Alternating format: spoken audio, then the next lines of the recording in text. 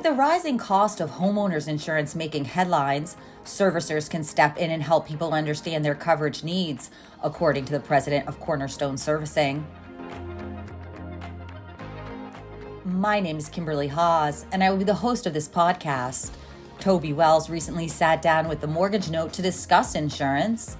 He said that wildfires in the West, hurricanes in the South, and hailstorms in the Midwest are causing more losses than in the past.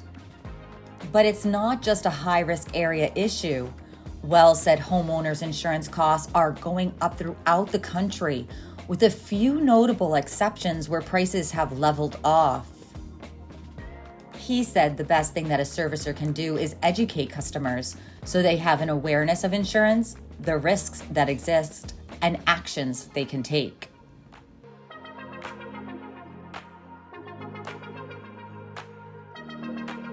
Toby, first of all, why don't you tell our audience a little bit about yourself for people who haven't had the chance to meet you yet?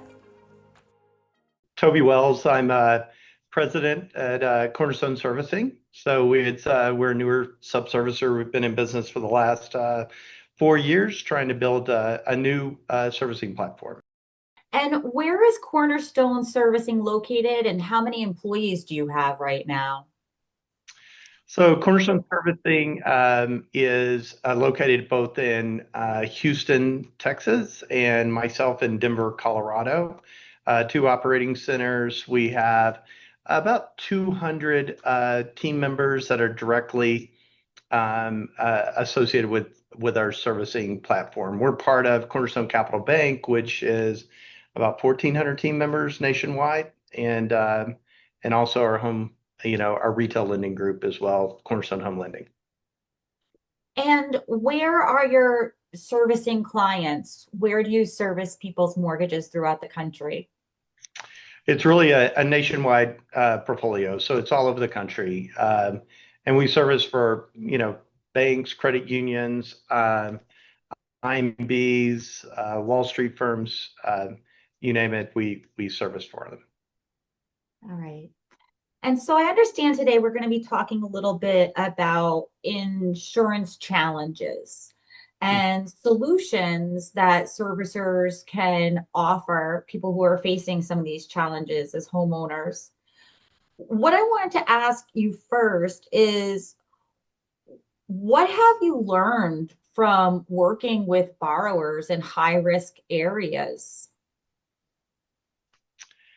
Well, it's insurance in general is just really it's been an extraordinary market. We've seen a lot of dislocation, a lot of catastrophes. Frequency and severity has increased, and the results are insurance costs are skyrocketing. So consumers that are in a high risk area, really, sometimes they may not realize they're in a high risk area today. So having information about that is going to be important. Secondly, though, it really is, clearly, you would say that it's high risk areas where you're going to see really excessive increases in insurance premium. But the fact is, you're just seeing that across the country, right? So it's not unique just to a high risk area. In the high risk areas, just in themselves, you're finding customers and carriers and servicers like ourselves really trying to educate customers on what steps they can take to have more affordable insurance. And so that means if you're in a high risk area, you might want to consider steps you can take to harden your property so that, fire resistant building materials, just in general, as an example. Sometimes carriers are going to require that. Secondly, we found that a lot of customers find that they can't get insurance and they don't know where to go. And so they find themselves in a lender-placed cycle. In that instance, we really try to educate customers that, a lender-placed insurance is really kind of the last resort. And so we'll try to refer customers to their state fair insurance groups where you kind of have state-sponsored carriers that can try to help them. That insurance is not perfect. That insurance has a lot of unique exceptions and requirements, but they're better than LPI. LPI is for the lender. It's really not for the customer. And so customers are really surprised when they find out that that insurance may help you pay off your mortgage, but it's not going to help replace your contents. It's not going to, going to have excess proceeds to be able to potentially build the home that you're looking for. So we try to help customers um, avoid using LPI for those purposes. What are some of the questions that customers have for you when you're explaining the differences between the insurances and advising them on that? And there are, there are some limitations in what you can do from a customer service perspective in that sense, but there is, usually customers are frankly just surprised that their insurance went up. And in fact, they wonder as a servicer, what did you do? Why did you make my insurance go up? Why didn't you shop my insurance as an example? So first steps really are we try to spend a lot of time educating customers that they have insurance and that the insurance may is up for renewal. The insurance has increased. What steps they can take. Our agents will refer them in many cases if they're concerned about their insurance increasing and where should they go. We try to provide an easy option for them with agencies that we work with to refer those customers over to just confirm. At least the agency can give you confirmation that you have the right policy at the best price, and they can educate you on the coverages that you have or you don't have, and why your insurance cost has gone up and what steps you may be able to take to reduce that insurance cost as well. When you talk with other servicers, other people in your industry, what are you cumulatively talking about when you're talking about supporting homeowners through these rising premiums and policy non-renewals, questions about coverage gaps? Like, what are people in industry discussing as the best ways to support homeowners through these times?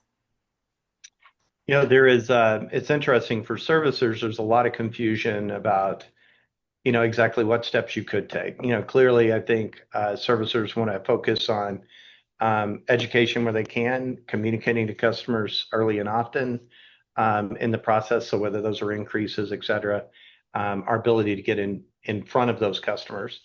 But there is a lot of dialogue about adequate coverage, to your point. Like, okay, well, do you have adequate replacement cost coverage? The fact is, it's very difficult to determine that you do or don't. Generally, servicers are going to focus on, are you working with a high-rated insurer, which is a requirement, and then we're going to have confidence that the replacement cost is accurate in their assessment of what your replacement cost might be. Inevitably, you deal with things like gaps, and part of that issue is that if you're in an area where you've had a complete loss, that there is a high likelihood, depending on the land to improvement ratio in terms of the value of your home, there's a reasonable likelihood that you may have some type of gap that may occur. Simply because when you do have a loss event like that in an area, you tend to compete for contractor resources, building supplies. All of those become more expensive than they were, frankly, the week before the catastrophe took place. And so that is very difficult to, try to, you know, try to tell people, okay, well, how are we going to cover up on the gap? So some recommendations, again, we are able to make, though, is if you can't afford it, being able to get extended replacement coverage, which does allow customers, as an example, if you think the replacement cost in your home is $100,000, you can get coverages that extend out that can be 125% or 150% of that coverage, to cover up on that additional cost that inevitably would occur if an area was impacted by a catastrophe as opposed to a single home. And What does the current insurance landscape mean for not just servicers, but for investors as well, and borrowers too, if we could get to those two groups? Sure. Like I said, the landscape is something that is pretty extraordinary. We've actually seen insurance cost over the last year, for example, increase by 14%. Over the last 5 years, 60%. The highest subcomponent of PITI is insurance in terms of percentage growth over the last 5 years. So so from a borrower perspective, clearly that means when I'm buying a home, there's affordability issues and concerns. For first-time home buyers, there's a real shock that insurance could grow and frankly grow at the rate that we've seen over the last 5 years. And so it creates real affordability issues, both in terms of buying a home, in terms of being able to continue to afford the home that you're in, from a borrower perspective.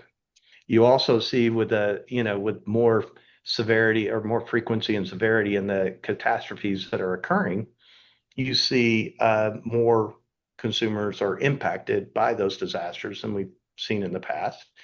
And what does that mean? That means that customers, if you do have a full loss event, which used to not happen that often. Today it happens more often.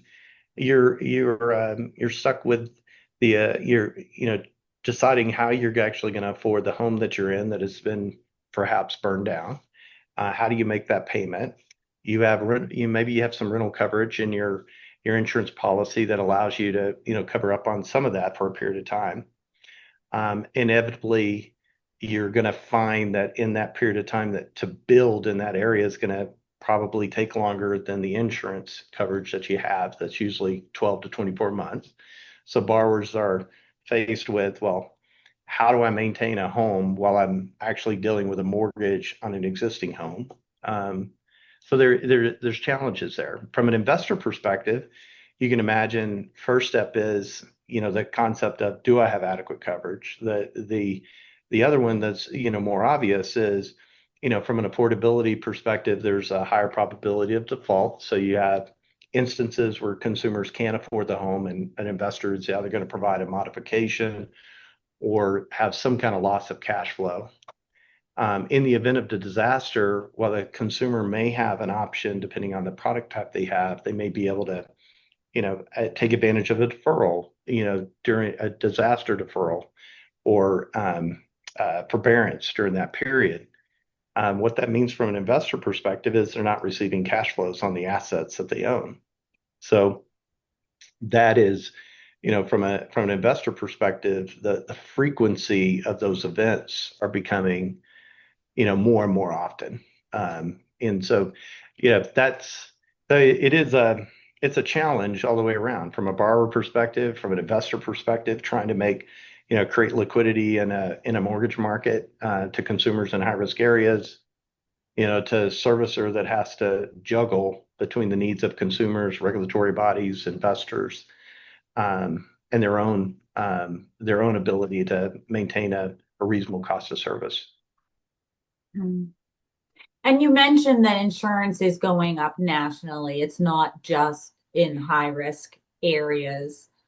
So No. when you think forward, like 5 years, say for example, I was a first time home buyer and I wanted to ask you, I want to make a 5-year plan. Like, what should I kind of calculate as far as what my insurance might look like in 5 years? I know you don't have a crystal ball, but No. what would you tell that person if they were honestly asking you that? Like, I need to make sure that I can stay within my budget. I think it's interesting. More and more information is available. If you were thinking, 5 years ago, we weren't talking about insurance. Insurance was what it was. Occasionally you'd see increases, that kind of thing.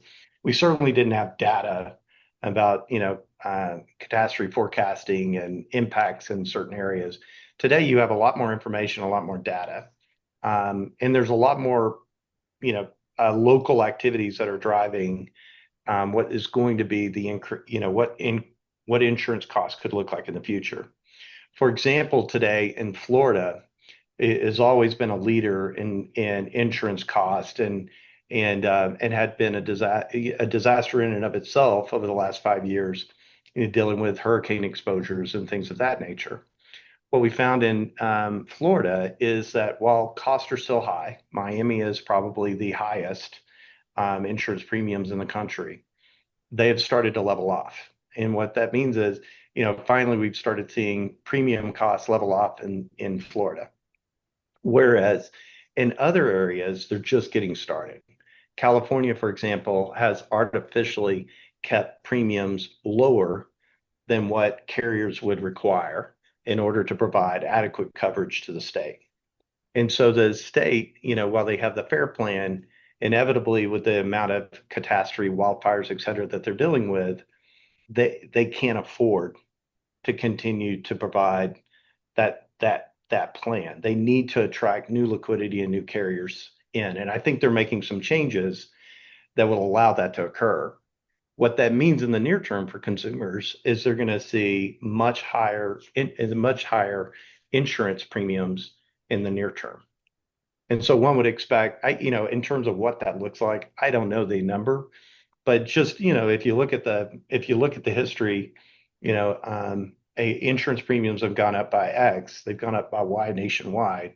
California, for example, you're going to see a pretty steep slope in terms of increased premiums. The rest in the middle of the U.S., where you would think, you always have all the attention on the coast, but in the middle of the U.S., we're actually seeing these secondary perils. So you're seeing all these really devastating storms, tornadoes, wind damage, things of that nature. And consumers are seeing real increases in those areas. Those have not started to level off yet. There is, I think carriers are trying to come to grips with how to provide the coverages, what's the cost to be able to do that. So we'll continue to see some level of increase there, we suspect, in talking to some of our insurance partners. But that is, long ways, I have no idea what insurance costs are going to increase by. But I think, just looking at what we went through over the last couple of years, I think if you're in an area that hasn't started to level off yet, which is kind of mature, going through that 5-year cycle of figuring out where premium should be, the likelihood is you're going to see something similar to what we've experienced on a nationwide basis over the last couple of years continue to increase. So, and that is, that's 14% over the last year exactly. So, you got a couple of years of that probably ahead of you. Well, very interesting topic for sure. We'll have lots to talk about again in the future. But before we wrap up today, is there anything that you wanted to make sure that you mentioned that we didn't get to during the course of this conversation? Yeah, no, I think it's, like we mentioned, insurance costs is an area that I think servicers are focused on. I think that, the best thing that a servicer can do is figure out better information, better ways to continue to communicate and educate customers so they have an awareness of insurance, the risks that exist, actions they can take, being in a position to provide viable options for consumers to be able to evaluate to make sure they have the right coverage at the best price. And then be in a position to support them, in the event that they are unfortunately impacted by a catastrophe. What steps can we take to make it easier for them to rebuild? And then be supportive of what we can do, with local and state governments to help make this process, one, consumers where insurance is more readily available, and where they can educate customers as well as steps they can take in terms of building and homes in the appropriate areas with the appropriate materials to create liquidity in the state and better carrier coverage in the future, and hopefully make housing more affordable down the road as a result. Do you think automation and technology can help when it comes to borrowers, being able to tap into resources and stuff like that, or get information faster? Absolutely. I think there's a lot of data and information available. I think I can easily see in short order that information is going to be made available to consumers and portals and things of that nature so that they can understand the risk in their area, and the steps that they can take to help keep their insurance costs down. Good. I'm glad to hear that. Well, thank you so much for your time today. I really appreciate it. Well, thank you. I appreciate it.